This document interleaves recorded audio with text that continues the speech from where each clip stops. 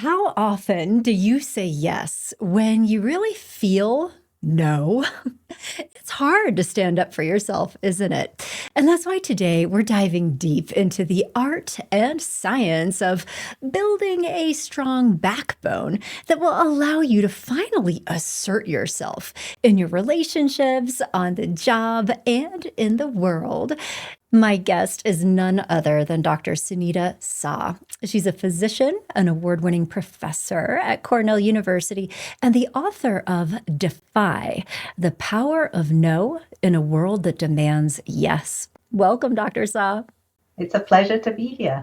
Well, I'm so excited to talk with you. Your research is absolutely fascinating, and it has such an interesting focus, which seems to be understanding these forces that compel people to obey or go along with things that are really not in alignment with their values, versus times when people feel empowered to defy, meaning that they can stand up for themselves and say, no, I'm not doing that, even when there can be a lot of pressure around them to comply. So let's just go there. Why is it so hard for people to stand up for themselves, even when they know saying no would be the right thing to do? Yeah, so there's many reasons why. Right? There's a lot of when we resist being defiant, and I will tell you that this is my definition of defiance. So the old definition is that to defy is to challenge the power of someone else, either boldly and openly. Whereas my definition of defiance is that to defy is simply to act in accordance with your values when there is Okay, pressure to do otherwise. I love And that. it's really important and it's substantially changed how I think because we've misunderstood what it means to defy. If we think that compliance equals good and defiance equals bad, it keeps us mute, it keeps us quiet.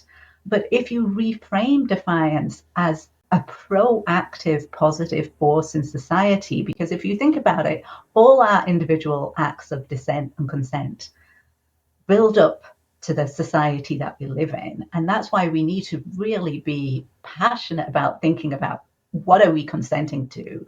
What are Right. we dissenting to? Because it affects our lives, our communities, our workplaces. It affects other people if we don't speak up when we should. And there are numerous reasons why we don't, because we have that understanding. We also have enormous pressure at times to go along with what other people want from us.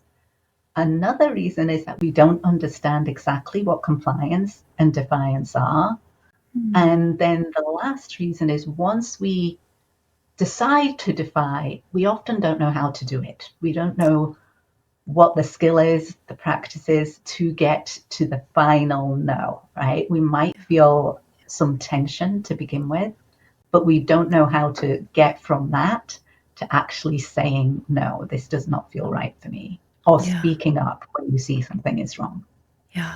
Wow. I love this. So, we've been socialized to believe that defiance is bad and that compliance is good.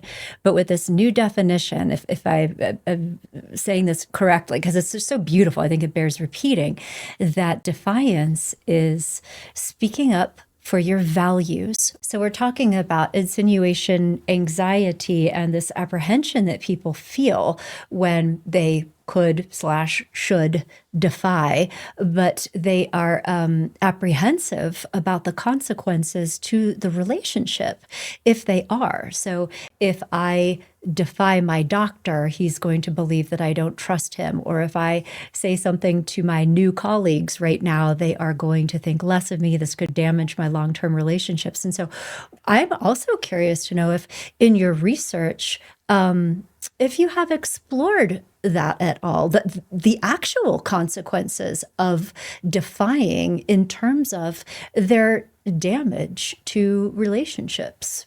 I'm curious to know if there's something there or if by and large it's baseless, that the things that people are worried about don't actually happen.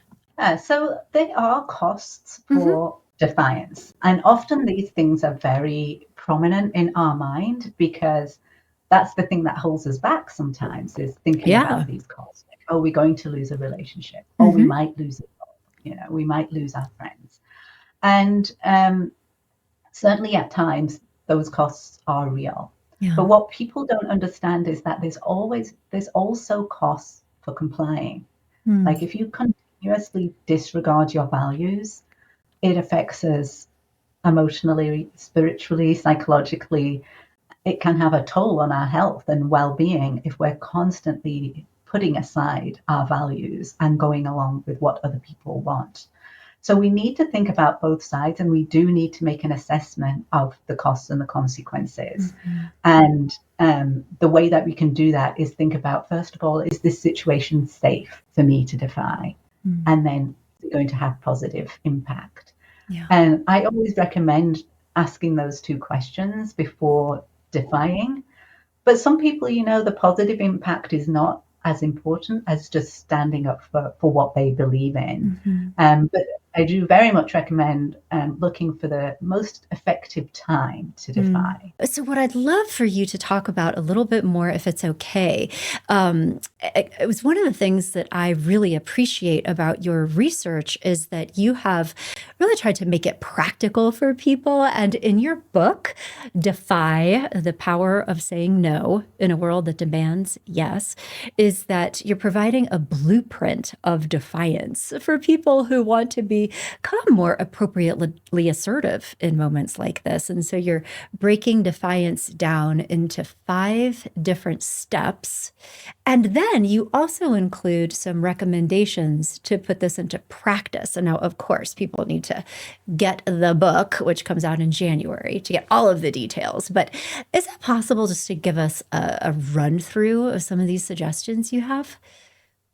Sure. So let me tell you a little bit about the 5 stages of defiance. Okay. The first stage that often so many of us feel is tension. That's the first stage. Like something is happening that I feel this is the right thing to Yeah. do in this I'm situation, but was expected. uncomfortable.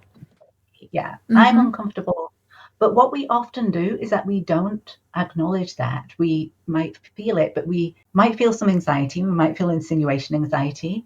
We might feel some doubt, like, is this really what they're saying? Is this really what's being asked of me? I And yet totally we do that. sweeten, Yeah. yeah, that we might just think that it's not worth our doubt to go on with. They're probably right. They Mm-hmm. probably know best. And what's important is like to feel the tension first of all, and then the second stage is to acknowledge it to ourselves explicitly. I am uncomfortable in this situation, to explore that tension. And when we realize that we have all the elements to either consent or dissent, and I take the definition from medicine of informed consent. What do we Mm-hmm. need? We need the Yeah. capacity, so we're not under Right. the influence. We're not sick. We have the capacity to make the decision. We have the Mm-hmm. knowledge, the understanding. We're free to say no, and then we can authorize no or yes, informed consent or informed refusal. So tension is first, acknowledging to ourselves. And if we have the knowledge and the understanding, then we can then explicitly articulate it to someone else. And this is the third stage of defiance. And it's a critical stage because Mm. if you can just say to someone else, I'm not comfortable with this, Yeah. that single statement is that you have acknowledged that there's something that you don't want to comply with. Mm. And research shows if you can get to that third stage, you're more likely to get to the fifth and final stage, which is the act of defiance. So Mm. if you can just say, I'm not comfortable with this, then stage 4 is sticking to that, repeating Mm. it, and threatening to not comply. I don't think I can do this. Mm. And so defiance doesn't have to be loud or angry, or it doesn't even have to be like a heroic moment. It can be done in a way that is more natural for you. So, and this is one of the ways to decrease the cost as well, is that you're talking about yourself. I'm not comfortable with this. I don't think I can go along with this. It's not being self righteous and telling the other person that they're wrong. It's talking about what you want to do and what you feel is the right thing to do. And as I said, if you can get to that fifth stage, that tension you had at stage one just tends to disappear. Do you have any just general advice for the world right now around how to manage some of the conflicts that we're probably going to see intensify? So when we think about values, we often think about what we think is right or wrong. Mm-hmm. And often, if we do focus on just that, right, it can become what psychologists call a moral conviction that um, certain stances that we have, like, say, homosexuality is right or it's wrong, is subjective because Mm-hmm. people have different opinions on it and it can become really divisive.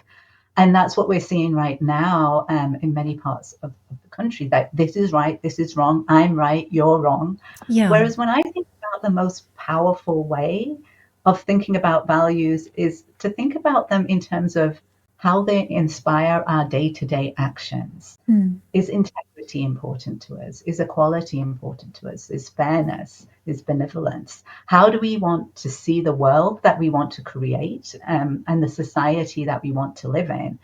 And those values, they are not like right or wrong. They can't be seen as facts, as yeah, which is what moral convictions are definitely sort of seen as facts. Then people get very attached to them. If we Mm-hmm. can think about our values and then approach that kind of conflict, perhaps at the dinner table that we see it with our own Mm-hmm. families, with curiosity rather Yeah. than with sort of superiority, any kind of superior judgment on them, but with Right. curiosity, asking questions. Why? What do you mean by that? Like my mum did. Or Mm-hmm. why do you have that perspective? Because I see it a different way. Mm-hmm. So open for dialogue rather than being divisive about what you think is right or Yeah. wrong. And certainly Mm-hmm. with defiance, you're living by your own values, but you can't control what other people do.